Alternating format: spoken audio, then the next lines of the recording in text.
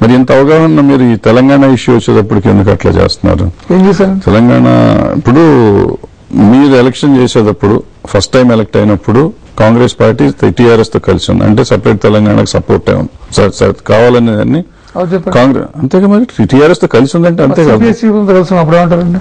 CPI వాళ్ళు కూడా తెలంగాణ కావాలంటున్నారు. సిపిఐ 2004 సిపిఐ ఏం చెప్పారండి? అప్పుడు కాదన్నారు, అప్పుడు సమైక్యం అన్నారు. వీళ్ళు సపరేట్ తెలంగాణ అన్నారు, ఇద్దరితో కలిసాం. అప్పుడు మా స్టాండ్ ఏమంటారు?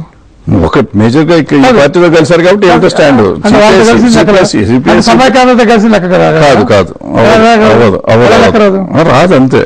వాళ్ళు వాళ్ళు కలిసినప్పుడు మాతో ఉన్న పార్టీతో టీఆర్ఎస్ కలిస్తే వాళ్ళు డైల్యూట్ చేసినట్టే కదా. ఇంకోటి మాతో అగ్రిమెంట్ పెట్టినారు కదా, 11 అగ్రిమెంట్ పెట్టినారు. సెకండ్ ఎస్ఆర్సీ ఒప్పుకుంటాం, చిన్న రాష్ట్రాల సమస్య ఎస్ఆర్సీ ద్వారానే నెరవేరుతున్న కాంగ్రెస్ స్టాండ్ కి ఒప్పుకుంటూ అగ్రిమెంట్ వాళ్ళ నరేంద్ర గారు మా పీసీపీ సంతకం పెట్టారు ఇద్దరు. సో అంటే టీఆర్ఎస్ ఏం చేసింది? ఎస్ఆర్సీకి ఒప్పుకొని సంతకం పెట్టింది కదా. మా కాంగ్రెస్ వర్కింగ్ కమిటీలు ఏదుందో ఎస్ఆర్సీ అన్నారు, దాన్ని మా మేనిఫెస్టోలో పెట్టాం.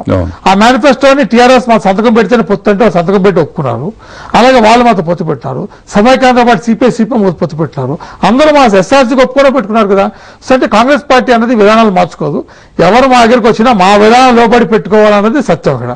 అలా ఇంకో విషయం మీకు చెప్తాను. 2009లో టీడీపీ పొత్తు పెట్టుకున్నారు. ఎలా పెట్టుకున్నాళ్ళు? టీఆర్ఎస్ విధానానికి టీడీపీ మార్చుకుంది. టీఆర్ఎస్ ఏమంది? రిజర్వేషన్ పెట్టాలి, అసెంబ్లీలో రాష్ట్రం విభజించాలి, ఏం లేదు. దానికి టీడీపీ ఏమంది? మేము ఒప్పుకుంటాం, మేము రెజల్యూషన్ పెడతాం, రాష్ట్రం విభజిస్తామని చెప్పి ఒప్పుకున్నారు కదా. ఒప్పుకొని పొత్తు పెట్టినారు కదా. ఇప్పుడు ఏం మారుతున్నారండి వాళ్ళు టీడీపీ వాళ్ళు? సో స్టాండ్ మార్చింది కాంగ్రెస్ టీడీపీ అండి. కాంగ్రెస్ స్పష్టమైన స్టాండ్ ఒకటే స్టాండ్ లేదు. మీరు అట్లా చెప్తున్నారు, బట్ కాంగ్రెస్ లో ఇక్కడ తెలంగాణలో కాంటెస్ట్ చేసిన వాళ్ళందరూ తెలంగాణ వస్తుందని చెప్పి చేశారు. మీతో పాటు చేసిన 2004లో ఎస్ఆర్సీ ద్వారానే. ఎస్ఆర్సీ తర్వాత గొడవలు వచ్చినాక ఎస్ఆర్సీ అన్నారు. గొడవ వచ్చి మీలాంటి వాళ్ళు బయటకు చెప్పేదాకా ఎస్ఆర్సీ సంగతి ఎవరు బయట చెప్పలేదు. 2001లో మా కాంగ్రెస్ వర్కింగ్ రెజల్యూషన్ ఎస్ఆర్సీ అంది. 2004 మా మేనిఫెస్టో ఎస్ఆర్సీ అంది. మాకు టీఆర్ఎస్ ఒప్పందం జరిగి ఎలక్షన్ మేనిఫెస్టో పొత్తు పెట్టినప్పుడు ఎస్ఆర్సీ సంతకాలు పెట్టుకొని ఒప్పుకున్నాము. ఇంత స్పష్టంగా చెప్పాము, ఇంత స్పష్టంగా వెళ్ళాం. కానీ టీడీపీ ఏం చేసింది? వాళ్ళు మేనిఫెస్టోలో పెట్టింది ఏది? విభజిస్తాం, రెజల్యూషన్ పాస్ చేస్తామని చెప్పి. సో తెలుగు ఆత్మగౌరవం కోసం పుట్టిన తెలుగుదేశం, ఎన్టీ రామారావు గారు తెలుగు ఆత్మగౌరవం కోసం ఆయన ఐక్యత కోసం పెట్టిన పార్టీని ఆయన విచ్ఛిన్నం చేసి ఇవాళ ఏం మాట్లాడలేక అటు ఇటు కాని పరిస్థితులు అయిపోయావు. ఎందుకు ఆ విధమైన పరిస్థితి వచ్చింది? ఇక్కడ మీ ఒకే పార్టీలో ఉన్నాడు. అక్కడ ఇక్కడ ఈ రెండు పార్టీల్లో మేజర్ ప్రాబ్లం ఏంటంటే ఇక్కడ అక్కడ వచ్చేటప్పటికి ఇక్కడ ఉండే నాయకులంతా సెపరేట్ అంటున్నారు, అక్కడ ఉండే నాయకులు సమైక్యం అంటున్నారు. నాయకులు అనొచ్చండి, తప్పలేదు. ప్రజలుగా మమ్మల్ని అందరినీ కన్ఫ్యూజ్ చేస్తున్నారు అందరూ కలిసి. పార్టీ నాయకులు ఏమైనా చెప్పొచ్చండి, ఎందుకంటే ఎవరి ప్రజల ప్రాంత ఆకాంక్ష పడి మేము మాట్లాడచ్చు, మేము చేస్తాం చూస్తామని చెప్పి. కానీ పార్టీ అనే విధానం అన్నది చర్చించుకొని పెట్టినాక వెనకడిగేయటం లేదండి. ఖచ్చితంగా కాంగ్రెస్ పార్టీ వెనకడిగేయలేదు. ఒకటే చెప్పింది ఎస్ఆర్సీ అని చెప్పా, దాని కట్టుబడి ఇప్పుడు దాకా. మధ్యలో చిదంబరం గారు ఇస్తున్నామని చెప్పారు. యూపీఏ ప్రభుత్వం ఏమంది?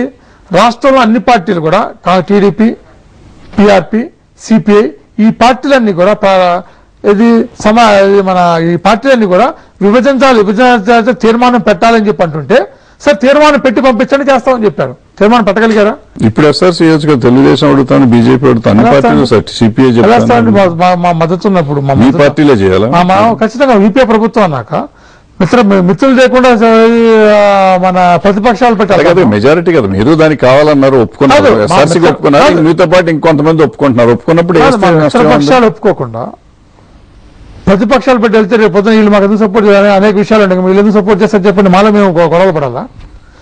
ఒక ప్రభుత్వం కామన్ ఎజెండాలో పనిచేస్తుంటే కామన్ ఎజెండాలో లేని అంశాన్ని తీసుకొని మనం దాన్ని రప్చర్ చేసుకోవాలి. కామన్ ఎజెండా అంటే మీరు ఎలక్షన్ లో ఎస్ఆర్సీ పెడతామని దిగినప్పుడు మళ్ళీ కామన్ ఎజెండాలో కూడా పెట్టి ఉండాలి కదా. ఎలా పెడతాం? ఒప్పుకోకపోతే మేము సంకీర్ణ ప్రభుత్వం వచ్చినాక సంకీర్ణ యుగంలో నా మేనిఫెస్టో ప్రకారం చేయాలన్నప్పుడు ఇంకా సంకీర్ణ ప్రభుత్వం ఫామ్ చేయకూడదు. చిదంబరంతో ఆ స్టేట్మెంట్ ఇప్పించి ఉండకూడదు కదా. ఆయన మినిస్టర్ యూపీఏ ప్రభుత్వానికి ఇక్కడ రాష్ట్రంలో అనే ఫెడరల్ సెటప్ లో రాష్ట్రంలో అన్ని పార్టీలు వచ్చి మేము తీర్మానం చేస్తాం, నువ్వు ఇవ్వు అన్నప్పుడు సార్ తీర్మానం చేసి పంపించండి చేస్తా అన్నాడు. తీర్మానం చేసి పంపించారు అసెంబ్లీలో. రోసే గారు సింగిల్ లైన్ తీర్మానం చేసి పంపించారు. తీర్మానం ఆల్ పార్టీ మీటింగ్ లో లీడర్లు చంద్రబాబు నాయుడు, చిరంజీవి గారు, నారాయణ వీళ్ళు చెప్పారు ఏమని?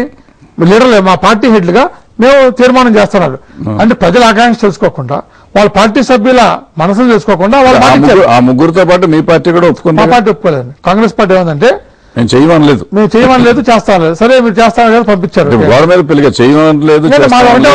ఒకటే ఉంది మాదేంటి, మాకు ఎస్ఆర్సీ ద్వారా చేస్తాం. ఈ లోపల ఐక్యప్రాయ సాధన వచ్చి అన్ని పార్టీలు ఒప్పుకుంటే మాకు అభ్యంతరం లేదు. అన్ని పార్టీలు ఒప్పుకున్నాయి కదా, మరి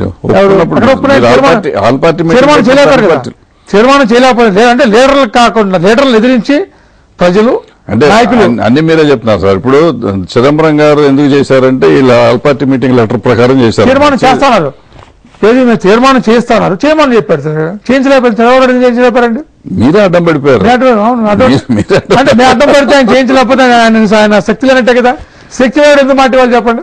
సరే, ఇందాక మీరు మాట్లాడుతారు, ఇందాక గుంటూరుకి హాస్పిటల్ కావాలి, బెజవాడకి హాస్పిటల్ కావాలని చెప్పారు. అట్లాగే తెలంగాణ డెవలప్ అవుతుంది. అయితే ఇప్పుడు కంపేర్ మన తెలుగు ఆత్మగౌరవం ఏం చచ్చిపోతుంది. ఇప్పుడు ఇక్కడ రాష్ట్రం ఇక్కడ సపరేట్, అక్కడ తెలుగు వాళ్ళు 2 రాష్ట్రాలు ఉంటారు, 2 రాష్ట్రాలు 6 రాష్ట్రాలు ఉన్నాయి. అట్లాగే ఇవాళ దేశంలో 80 ఎంపీలు రాష్ట్రాలు ఉన్నాయి, 40 ఎంపీలు ఉన్నాయి, 5 ఎంపీలు 1 ఎంపీ రాష్ట్రాలు కూడా ఉన్నాయి. 1 ఎంపీకి ఉన్న రాష్ట్రంకి ఉన్న ఏది గుర్తింపు కానీ, వాటికి ఉన్న బార్గెనింగ్ పవర్ కానీ, శక్తి కానీ 80 ఎంపీలకు ఉన్న శక్తి తడలేదు ఉంటుంది. సో ఇవాళ పక్క రాష్ట్రాలు 40 ఎంపీలు 80 ఎంపీలు పెట్టుకొని మనం 15 ఎంపీలు 10 ఎంపీలుగా విడిపోయి ఇంకా రోజు కొట్లాడుకొని 5 ఎంపీలు అని 4 ఎంపీలుగా విడిపోతుంటే ఇంకా ఎక్కడ పైకి వస్తామని చెప్పండి. మనం 40 ఎంపీలు ఉండి మనం ఎప్పుడు పవర్ఫుల్ గా ఉండి కాంగ్రెస్ ప్రభుత్వాన్ని కానీ ఏ ప్రభుత్వాన్ని అయినా సెంట్రల్ లో ఉండే ప్రభుత్వాలు నిలబెట్టే రాష్ట్రం అయ్యండి ఏ రోజునైనా ఏదైనా సాధించగలిగాం. తమిళనాడు సాధించింది, కర్ణాటక సాధించింది, కేరళ సాధించింది, కానీ మనం ఏదైనా సాధించి ఏ రోజైనా ఏదైనా సాధించి చెప్పండి. మనకి మంత్రి పని జరగదు. మనకి ఒకటి చాలా మంది ఇదే అంటారు, చాలా మంది తమిళనాడు బాగా జరిగింది, కేరళ బాగా జరిగింది అంటారు. అడిగితే ఏం జరిగింది వాళ్ళకి ఎవరు తెలియదు ఏం జరిగిందో. ఈ 5 ఏళ్లలో ఐఐటి తీసుకొచ్చాం, ఆ రాష్ట్రాలు తెచ్చుకోలేకపోయారు. ఈ 5 ఏళ్లలో బిహెచ్ఎల్ మన కళాశాలలో పెట్టించగలిగాం, ఏ రాష్ట్రం చేయలేకపోయింది. ఈ 5 ఏళ్లలో 5,000 కోట్ల రూపాయలు మన వైజాగ్ స్టీల్ ప్లాంట్ ఎక్స్పాన్షన్ కి డబ్బు తీసుకొచ్చి పనులు చేయించాం, ఏ రాష్ట్రం చేయలేకపోయింది. ఈ 5 ఏళ్లలో ఈ రాష్ట్రంలో అనేక పోర్ట్స్ పెట్టించాం, ఏ రాష్ట్రం చేయలేకపోయింది. ఇలా చెప్పుకుంటూ పోతే 5 ఏళ్లలో ఏ రాష్ట్రం లేని ప్రణాళిక బడ్జెట్ మన రాష్ట్రం 44,000 కోట్ల రూపాయల సంవత్సరానికి వచ్చింది. మహారాష్ట్ర మనకంటే అతిపెద్ద రాష్ట్రం, మనకంటే ఎక్కువ ఆదాయం రాష్ట్రం, 25,000 కోట్ల రూపాయల ప్రణాళిక బడ్జెట్. అలాగే గ్రామీణ ఉపాధి హామీ పథకం మనకు 6,000 కోట్ల రూపాయల సంవత్సరానికి వస్తుంది, ఏ రాష్ట్రానికి అంత డబ్బులు రాట్లా. అలాగే సర్వశిక్ష అభియాన్ తరఫున మన రాష్ట్రానికి 1,200 కోట్ల రూపాయలు వస్తుంది, ఏ రాష్ట్రానికి అంత డబ్బులు రాట్లా. ఇలా ప్రతి పథకం తీసుకుంటే, అలాగే మన రైతుల రుణమాఫీ మీద తీసుకుంటే 12,000 కోట్ల రూపాయలు మన రాష్ట్రానికి రైతు రుణమాఫీ వచ్చింది, ఏ రాష్ట్రానికి అంత డబ్బులు రాల కేంద్రం నుంచి. ఇలా చేసుకుంటూ పోతే 1,000 కోట్ల రూపాయలు వచ్చింది. కానీ పాపం చాలా మంది తెలియదు, ఎలా చెప్పాలి తెలియదు, ఏం జరుగుతుంది తెలియదు. కాబట్టి పక్కన బాగా జరిగింది అనుకుంటాం, అంటే పొరుగింటి పుల్లకూర రుచి అంటాం, లేదా దూరపుకుండా నువ్వు అంటాం కదా. అలా కర్ణాటక ఏదో బాగా జరిగింది, తమిళనాడు బాగా జరిగింది అంటారు, కానీ ఎవరు నిలదీసి అడిగి ఏం జరిగిందో చెప్పండి చెప్పలేరు మళ్ళీ ఎవరు కూడా. వాళ్ళకేం జరిగిందండి. మనకి రైల్వేస్ ఇంతవరకు ఉన్నాయి, రైల్వేస్ ఎప్పుడు మన దగ్గర ఎప్పుడు అన్యాయం జరుగుతుందని చెప్తా ఉంటారు. మీలాంటి ఎంపీలు ఎమ్మెల్యేలు కూడా అంటే చెప్పలేదు అనుకోండి, అడగే నా అమ్మాయి పెట్టదు. అన్యాయం జరిగిందంటే ఎక్కువ వస్తాయి, కానీ మాకు మేలు జరిగిందంటే ఏమైనా వస్తాయి చెప్పండి. మాకు ఎన్ని ఇచ్చినప్పటికీ కావాలన్నా మీకు ఏమిచ్చారు ఈ మధ్యకాలంలో ఉదాహరణ చెప్తానండి.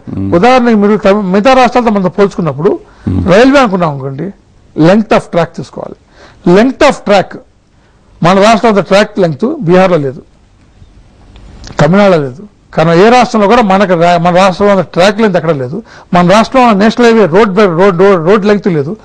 అని ఇప్పుడు తెలంగాణ అయితే నష్టం ఏంటి, సమైక్యాంధ్ర ఉంటే లాభం ఏంటి? ఇప్పుడు 2 విషయాలండి. ఎస్ఆర్సీ ద్వారా ఈ దేశంలో ఒక జాతీయ విధానం తీసుకొచ్చి 28 రాష్ట్రాలు కాదు 50 రాష్ట్రాలు కావాలని చెప్పి రాష్ట్రాలు ఏర్పాటు చేస్తే తప్పలేదు, కానీ జనాభా ప్రాతిపదిక ఏదో ప్రాతిపదిక పెట్టుకొని అలా కాకుండా ఆందోళన ఉద్యమాలు కోరికల ప్రకారం రాష్ట్రాలు ఇచ్చుకుంటూ పోతే 2 ఎందుకు ఆగాలండి? రేపు నేను వచ్చి కృష్ణా జిల్లా వచ్చి నేను నా రాష్ట్రం కావాలని ఇచ్చేస్తారా? ఇలా ఎవరికి వాళ్ళు అడుగుతుంటే రాష్ట్రాలు ఇచ్చుకుపోవడం మన పాలసీ అని పెట్టుకున్నాం అనుకోండి, ఈ దేశంలో ఎన్ని రాష్ట్రాలు అవుతాయి చెప్పండి. నేను గురించి మాట్లాడతలేదు సార్, నేను అడిగేది ఏంటంటే లాభం ఏంటి నష్టం ఏంటి అని అడుగుతున్నా అని చెప్తాను. సో నెంబర్ 1 ప్రాబ్లం అవుతుంది, జాతీయ సమైక్యతకి భంగం కలుగుతుంది. ఏది ఒకప్పుడు 1000 రాష్ట్రాలు తీసుకొచ్చి మనం 14 రాష్ట్రాలు చేసాం, మళ్ళీ ఇప్పుడు 28 స్టేట్స్ చేసాం, మళ్ళీ వెనక్కి వెళ్ళిపోతాం. మళ్ళీ సో 1000 రాష్ట్రాలు అయిపోయామండి, ఒకరు మనం కొట్టుకుంటాం, మళ్ళీ పెట్టుకున్నాం. ఏమవుతుంది చెప్పండి భారతదేశం, భారతీయతను మిగులుతో చెప్పండి ఎక్కడ. అది నెంబర్ 1 ప్రమాదం అండి. నెంబర్ 2, ఈ ఒక్క రాష్ట్రాన్ని విభజించడం వల్ల మిగతా రాష్ట్రాలు పద్ధతి ఉండడం వల్ల ఫెడరల్ సెటప్ లో మనం వీక్ అయిపోతాం, మనం ఉనికినే కోల్పోతాం, మనం ఎవరు గుర్తింపు లేకుండా శక్తిహీనులు అయిపోతాం. మనం సామాన్య మానవుడిగా నాకేంటి సార్, మీరు ఒక రాష్ట్రం ఉన్నా ఒక 100 రాష్ట్రాల్లో నాకేం తేడా, నాకేమన్నా తేడా వచ్చింది? నేను 60 సంవత్సరాలు. ఈ ప్రశ్నకి సమాధానం చెప్పే ముందు ఒక చిన్న బ్రేక్ తీసుకుందాం.